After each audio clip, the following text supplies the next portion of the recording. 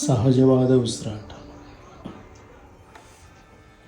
ಇಡೀ ವಿಶ್ವವೆಲ್ಲ ಉಸಿರಾಟನ ಪರಿಮಳಗಳೇ. ಧ್ಯಾನ ಯಾರಿಗೋಸ್ಕರ ಮಾಡಬೇಕು?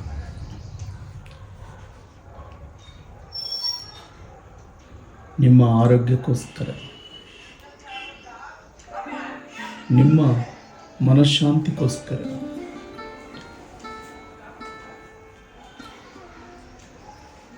ಈ ಜೀವನದ ಆಟ ಬಹು ಸುಂದರ, ಆದರೆ ನಾವು ಎಲ್ಲವೂ ಚಿಕ್ಕಗಳು ಥರ ನೋಡ್ತಾ ಇದ್ದೀವಿ. ಎಲ್ಲ ಚಿಕ್ಕಗಳ ಹಿಂದೆ ಒಂದು ಕಾರ್ಯಕಾರಣ ಸಂಬಂಧ ಇದೆ.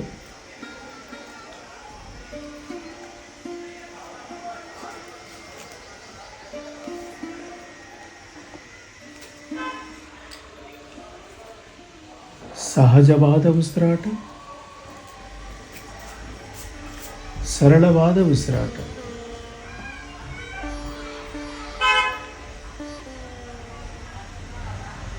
ನೀವು ತಗೊಂಡ್ರೆ ಒಳಗಡೆ ಬರುವಂಥ ಉಸಿರಾಟ ಅಲ್ಲ, ಬಿಟ್ಟರೆ ಹೊರಗಡೆ ಹೋಗುವಂಥ ಉಸಿರಾಟ ಅಲ್ಲ.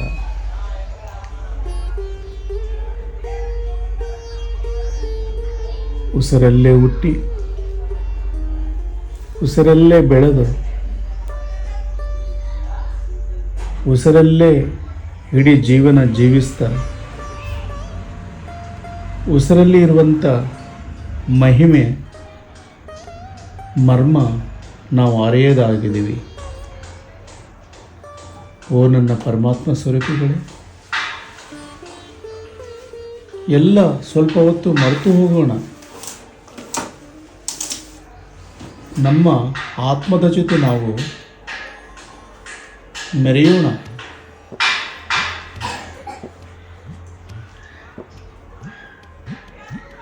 ಸದಾ ನಾವು ಆತ್ಮಸ್ವರೂಪಿಗಳೆಂದು ಅರಿಯೋಣ. ಅರಿವೇ ಗುರು ಎಂದು ಜಗದ್ಗುರು ಬಸವಣ್ಣವರು ಹೇಳಿದ್ದಾರೆ. ಆಪೋ ದೀಪೋ ಭವ ಎಂದು ಬುದ್ಧ ಹೇಳಿದ್ದಾರೆ. ನಿನ್ನ ಮನಸ್ಸು, ನಿನ್ನ ಆತ್ಮ ದೀಪವನ್ನು ನೀನೇ ಬೆಳಗಿಸ್ಕೋ ಎಂದು ಹೇಳಿದ್ದಾರೆ. ಉದ್ಧರೇ ಆತ್ಮಾನಾತ್ಮಾನಂ ಎಂದು ಶ್ರೀಕೃಷ್ಣ ಪರಮಾತ್ಮನು ಹೇಳಿದ್ದಾರೆ. ನಿನ್ನ ಆತ್ಮವನ್ನು ನೀನೇ ಬೆಳಗಿಸ್ಕೋ, ಉದ್ಧರಿಸ್ಕೋ ಎಂದು.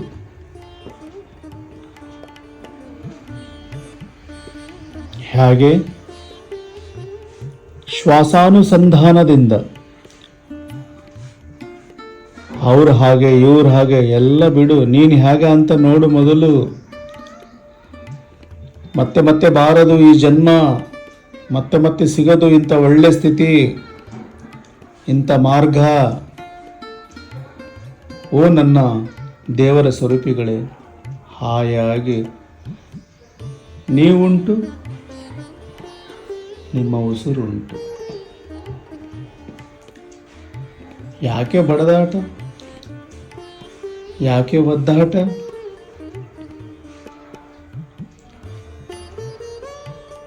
ಬರಬೇಕಾದ್ರೆ 4 ದಿನ ಬದುಕಬೇಕಂತ ಬಂದಿದೆ ಅಷ್ಟೇ. ಎಲ್ಲ ಬಿಟ್ಟೋಗೋದು, ಬಾಡಿಗೆ ಈ ಪ್ರಪಂಚ, ನಾವು ಅತಿಥಿಗಳು.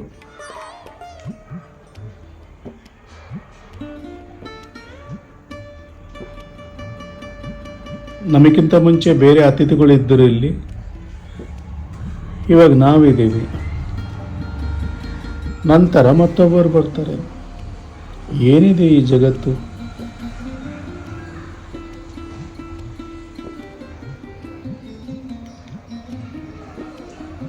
ಜೀವನದ ಆಟ ಚೆನ್ನಾಗಿ ನಾವು ಆಡಬೇಕಾದರೆ ಉಸಿರಾಟವನ್ನು ಗಮನಿಸಬೇಕು ಚೆನ್ನಾಗಿ.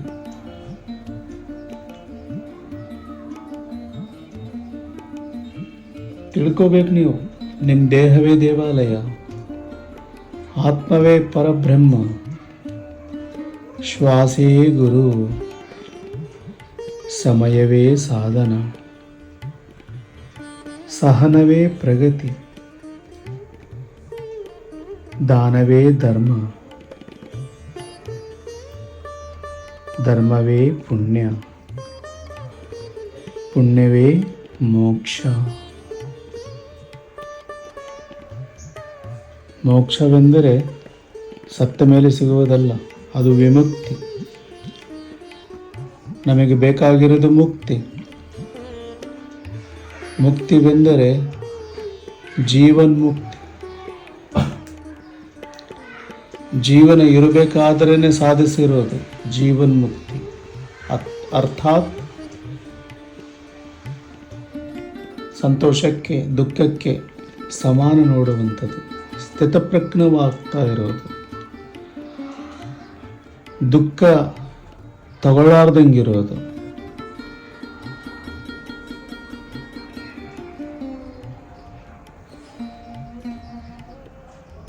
ಅದೇ ಮುಕ್ತಿ. ಜೀವನ ಒಂದು ವರ. ಅದ್ಭುತವಾಗಿ ಜೀವಿಸೋಣ, ನಗುನಗುತ್ತಾ ಇರೋಣ. ನನ್ನ ಪ್ರೀತಿಯ ದೇವರುಗಳೇ, ನನ್ನ ಪರಮಾತ್ಮ ಸ್ವರೂಪಿಗಳೇ, ಎಲ್ಲ ಶರಣರು ಹೊರ ಜಗತ್ತಿಗೆ ಅವರು ಶರಣಾಗತಿ ಆಗಿಲ್ಲ, ತಮ್ಮ ಆತ್ಮಕ್ಕೆ ಶರಣಾಗಿದ್ದಾರೆ, ತಮ್ಮ ಶ್ವಾಸಕ್ಕೆ ಶರಣಾಗಿದ್ದಾರೆ. ಅದಕ್ಕೆ ಅವರು ಈ ಜಗತ್ತಿಗೆ ಶರಣರಾಗಿದ್ದಾರೆ. ನಾವು ಅವ್ರ ಫೋಟೋಗಳಿಟ್ಕೊಂಡು ಹಂಗೂ ಇಲ್ಲ ಹಿಂಗೂ ಇಲ್ಲ.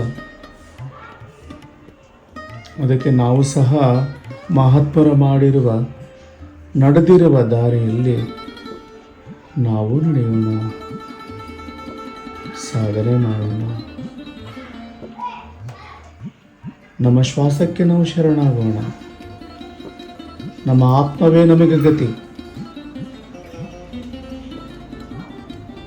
ಆವಾಗ ನಮ್ಮ ಮತಿ ಸರಿಗಾಗ್ತದೆ. ನಮ್ಮ ಗತಿ ನಮಗೆ ದಿಕ್ಕಾದರೆ ನಮ್ಮ ಮತಿ ಸರಿಯಾಗುತ್ತೆ, ಇಲ್ಲಾಂದರೆ ಅದು ಗತಿ. ಕೇವಲ ಉಸಿರು, ಒಳಗಡೆ ಬರುವಂಥ ಉಸಿರು, ಹೊರಗಡೆ ಹೋಗುವಂಥ ಉಸಿರು. ಇಡೀ ಜಗತ್ತೆಲ್ಲ ಉಸಿರಿನ ಸಾಮ್ರಾಜ್ಯ. ಎಲ್ಲ ಪಶು ಪಕ್ಷಾದಿಗಳಿಗೆ, ಮೂಗ ಜೀವಿಗಳಿಗೆ ಎಲ್ಲದಕ್ಕೂ ಒಂದೇ ಉಸಿರು, ಒಂದೇ ಭಗವಂತ. ಆ ಭಗವಂತನೇ ನೀವು, ಆತ್ಮನೇ ಭಗವಂತ. ಕೊನೆ 10 ಕ್ಷಣಗಳು ಚೆನ್ನಾಗಿ ಧ್ಯಾನ ಮಾಡಬೇಕಂತ ನಿರ್ಣಯ ನಿಮ್ಮದು. ತದನಂತರ ಬಹುಮಾನ ನಿಮ್ಮದು.